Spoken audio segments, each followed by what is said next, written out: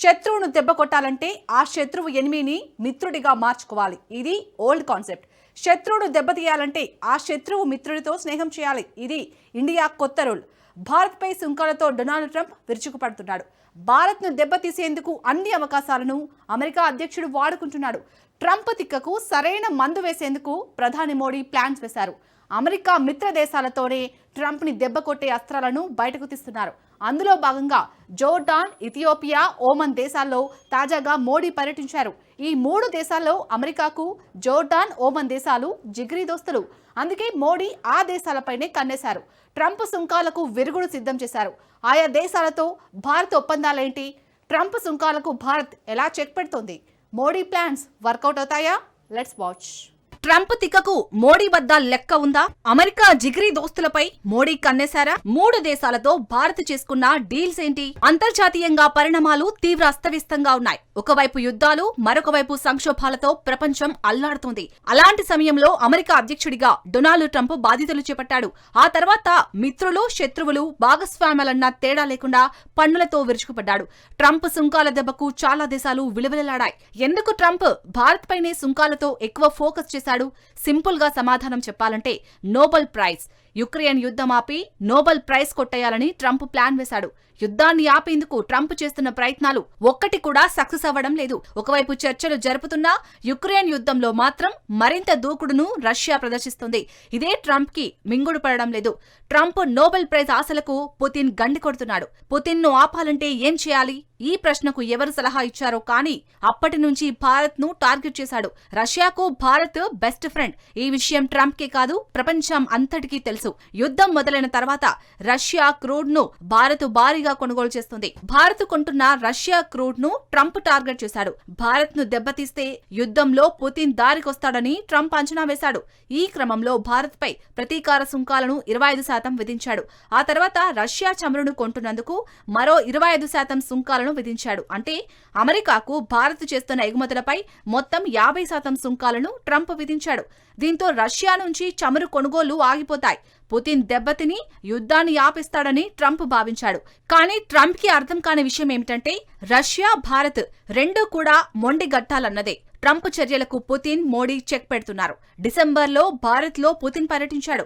Trump బెదిరింపులకు తగ్గేదే లేదని మోడీ, పుతిన్ రుజువు చేశారు. అయితే మరోవైపు అమెరికాతో భారత్ వాణిజ్య చర్చలు జరుపుతూనే ఉంది. వాణిజ్య చర్చలను మరింత ఆలస్యం చేస్తున్నాడు. అంటే రష్యా పేరుతో భారత్ ను దెబ్బతీసేందుకు ట్రంప్ ప్రయత్నాలు చేస్తున్నాడు. అమెరికా అధ్యక్షుడి చర్యలతో క్రమంగా భారత్ లో సహనం నశిస్తోంది. అయితే ఇక్కడ ట్రంప్ తో వ్యవహారం తేలేలా లేదని ప్రధాని నరేంద్ర మోడీకి స్పష్టత వచ్చింది. అమెరికాతో అత్యంత సన్నిహితంగా ఉండే జిగిరి దోస్తులపై మోడీ కన్నేశారు. శత్రువుకు మిత్రుడంటారు. నిజానికి ఇది పాత నానుడి. ఇప్పుడు మోడీ కొత్త నానుడికి తెరలేపారు. శత్రువు మిత్రుడితో స్నేహం చేసి శత్రువు వ్యూహాలను, అంచనాలను దెబ్బకొట్టేందుకు భారత ప్రధాని యత్నిస్తున్నారు. అమెరికాకు అత్యంత సన్నిహితంగా ఉండే దేశాలనే మోడీ టార్గెట్ చేస్తున్నారు. ప్రధానంగా అగ్రదేశానికి జిగిరి దోస్తులైన దేశాలను తమ వైపు తిప్పుకునేలా మోడీ ప్లాన్ చేస్తున్నారు. ఇక్కడ ఆయా దేశాలను ట్రంప్ కి శత్రువుగా మార్చడం లేదు. సుంకాలు విధించి భారత్ ఎగుమతులు అమెరికాకు రాకుండా ట్రంప్ అడ్డుకుంటున్నారు. ఇప్పుడు అవే భారత ఎగుమతులను అమెరికా జిగిరి దోస్తులకు విక్రయించేందుకు మోడీ ఎత్తుగడలు వేశారు. ఇప్పటికే బ్రిటన్, ఆస్ట్రేలియా, జపాన్, దక్షిణ కొరియా వంటి అమెరికాకు సన్నిహితంగా ఉండే దేశాలతో స్వేచ్ఛా వాణిజ్య ఒప్పందాన్ని భారత్ కుదుర్చుకుంది. స్వేచ్ఛా వాణిజ్య ఒప్పందం అంటే ఎలాంటి సుంకాలు లేకుండా భారత ఉత్పత్తులను ఆయా దేశాలకు ఎగుమతి చేయడమే. ఇప్పుడు కొత్తగా జోర్డాన్, ఇథియోపియా, ఒమన్ దేశాల్లో తాజాగా ప్రధాని పర్యటించారు. ఇందులో జోర్డాన్, ఓమన్ దేశాలు అమెరికాకు జాన్ జిగిరీలు. ఈ 2 దేశాలతో పాటు ఇథియోపియాతో వాణిజ్య ఒప్పందాలు, కల్చరల్ బంధాలను మరింత స్ట్రాంగ్ గా మార్చుకునేందుకు మోడీ ఆ 3 దేశాల్లో పర్యటించారు. జోర్డాన్ అమెరికాకు అత్యంత సన్నిహిత మిత్రదేశం. ఈ దేశంలో అమెరికా సైనిక స్థావరాలను కూడా ఏర్పాటు చేసింది. ఆ దేశం రక్షణ నుంచి వాణిజ్యం కొరకు అన్నింటికీ అమెరికాపైనే ఆధారపడుతుంది. సో డిసెంబర్ 14న మోడీ ముందుగా జోర్డాన్లో అడుగుపెట్టారు. ప్రధానంగా ఆ దేశంతో వాణిజ్య ఒప్పందాలపైనే ఫోకస్ చేశారు. ప్రస్తుతం జోర్డాన్, ఇండియా ద్వైపాక్షిక ద్వైపాక్షిక వాణిజ్యం $230 కోట్ల, 5 ఒప్పందాలను ప్రధాని మోడీ చేసుకున్నారు. అందులో భాగంగా 2 దేశాల వాణిజ్యాన్ని 2030 నాటికి $500 కోట్ల చేర్చడమే లక్ష్యంగా పెట్టుకున్నాయి.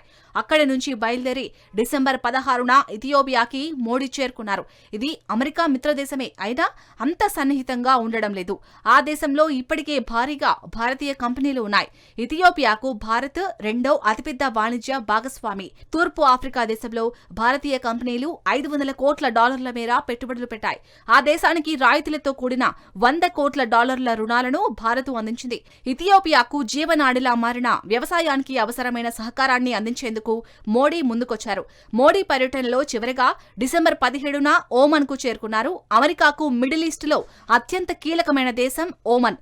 ఈ దేశంలో 3 ఎయిర్ బేస్లు, 2 నేవీ స్థావరాలు ఉన్నాయి. ఓమన్ కు వాహనాలను, విమానాలను, యంత్రాలను అమెరికా ఎగుమతి చేస్తుంది. ఈ 2 దేశాల మధ్య సంబంధాలు 200 ఏళ్ల నుంచి కొనసాగుతున్నాయి. అయితే ఈ దేశంతో భారత్ అత్యంత కీలకమైన ఒప్పందాన్ని కుదుర్చుకుంది. ఈ ఒప్పందాన్ని సిఈపిఏ లేదా సెపా అంటారు. సెపా అంటే కాంప్రహెన్సివ్ ఎకనామిక్ పార్ట్నర్షిప్ అగ్రిమెంట్. ఈ ఒప్పందాన్ని ప్రధాని మోడీ, ఓమన్ సుల్తాన్ హేతమ్ సమక్షంలో సెపా ఒప్పందంపై 2 దేశాల అధికారులు సంతకాలు చేశారు. ఈ ఒప్పందం ప్రకారం భారతీయ వస్తువులపై ఎలాంటి సుంకాలు వేయకుండా దిగుమతి చేసుకుంటుంది. దీనికి ప్రతిగా ఓమన్ దిగుమతులపై 95% సుంకాలను భారత్ ఎత్తేసింది. నిజానికి ఇరు దేశాల మధ్య కీలకమైన వాణిజ్య బంధం కొనసాగుతుంది. ఓమన్ కు ప్రస్తుతం భారత్ చేస్తున్న ఎగుమతుల విలువ $406 కోట్ల. ఓమన్ నుంచి భారత్ చేసుకుంటున్న దిగుమతుల విలువ $650 కోట్ల. సో 2 దేశాల ద్వైపాక్షిక వాణిజ్యం $1000 కోట్ల. అయితే 2 దేశాల మధ్య వాణిజ్య లోటు నెలకొంది. తాజా సెపా ఒప్పందంతో వాణిజ్య లోటు తీరుతుంది. ప్లస్ ఓమన్ కు భారత్ ఎగుమతులు ఊపందుకుంటాయి. ట్రంప్ సుంకాలతో టార్గెట్ చేసిన భారత ఎగుమతులను ప్రత్యామ్నాయ దేశాలకు భారత్ మళ్లిస్తుంది. అందులో భాగంగా భారత్కు అత్యంత చేరువలో ఉన్న దేశం ఓమన్. ఇది అత్యంత కీలకంగా మారనుంది. 2 దేశాల మధ్య సేవల రంగాన్ని కూడా ఈ బిజినెస్ డీల్ కవర్ చేస్తుంది. ట్రంప్ సుంకాలతో సవాళ్లను ఎదుర్కొంటున్న భారతీయ ఎగుమతిదారులకు ఓమన్తో చేసుకున్న సెపా ఒప్పందం ఊరట కల్పించనుంది. భారతీయ ఎగుమతులకు అమెరికాకు ఓమన్ ప్రత్యామ్నాయంగా మారనుంది. భారత్కు ఓమన్ కీలకమైన గల్ఫ్ మార్కెట్గా కానుంది. అంతేకాదు ఓమన్ వ్యూహాత్మక ప్రాంతంలో ఉంది. భారత వాణిజ్యానికి ప్రత్యామ్నాయ మార్గాలను కూడా ఓమన్ తెరిచిస్తుంది. నిజానికి ఓమన్ కు అమెరికాతో కూడా ఫ్రీ ట్రేడ్ డీల్ కుదిరింది. ఇక్కడి నుంచి అమెరికాకు భారతీయ ఎగుమతులను తరలించేందుకు అవకాశం లభిస్తోంది. అంటే భారతీయ వస్తువులకు ఎలాంటి సుంకాలు ఉండవన్నమాట. ట్రంప్ సుంకాలను దెబ్బకొట్టేందుకు భారత ప్రధాని కొత్త ఎత్తులను వేస్తున్నారు.